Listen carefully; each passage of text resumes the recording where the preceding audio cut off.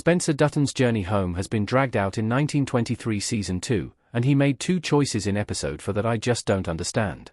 Taylor Sheridan's Yellowstone franchise is continuously expanding, and 1923 offers an important bridge between the frontiersman era of 1883 and the contemporary original series.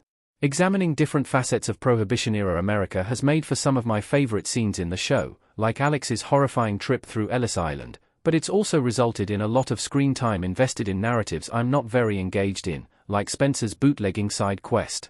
Spencer Dutton was easily my favorite character in 1923 Season 1, with his and Alex's chemistry shining and their journey in Africa offering consistently compelling stakes. Splitting them up for 1923 Season 2 story, however, has been less appealing. Spencer's odyssey to Montana, in particular, has seen him primarily traveling around Texas, with him entangled between the mafia, the police, and a group of hobos.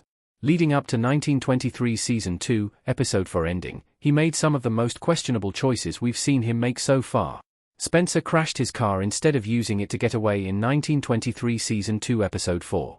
Why didn't Spencer just drive this car to safety?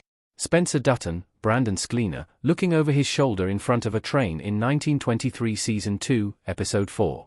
Spencer is handcuffed to the car by his police adversary but almost immediately manages to escape.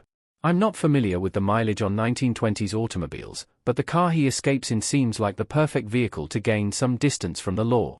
Instead of driving away and leaving the town or even moving to a more discreet area to come up with a strategy, he turns the corner and crashes the car before getting out to run away on foot, barely making it into the train car he's going for. There are two reasons he might have done this, but neither add up.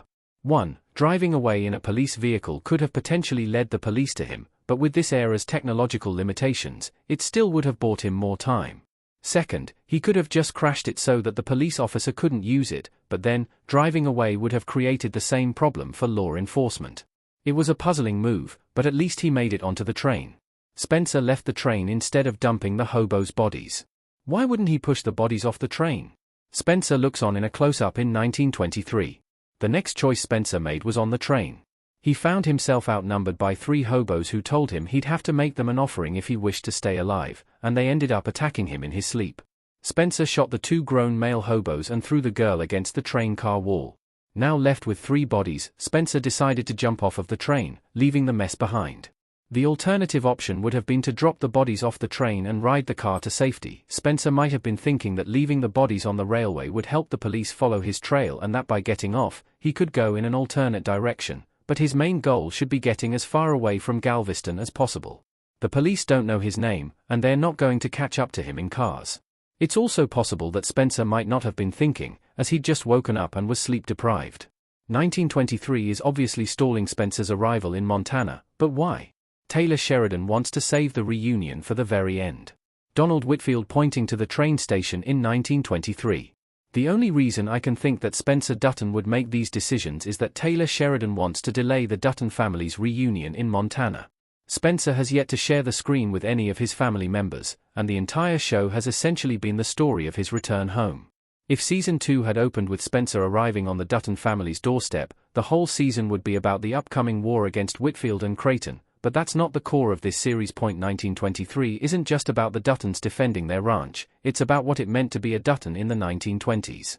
Spencer can't just teleport, he has to experience all of this to make his return feel earned. While I wish Episode 4's obstacles had felt a tad less far-fetched, I believe the final episodes of 1923 Season 2 will justify the slow burn. To see him and Alex reunite, as well as the rest of the family, and have them rise up together to defend the ranch will be an exciting climax.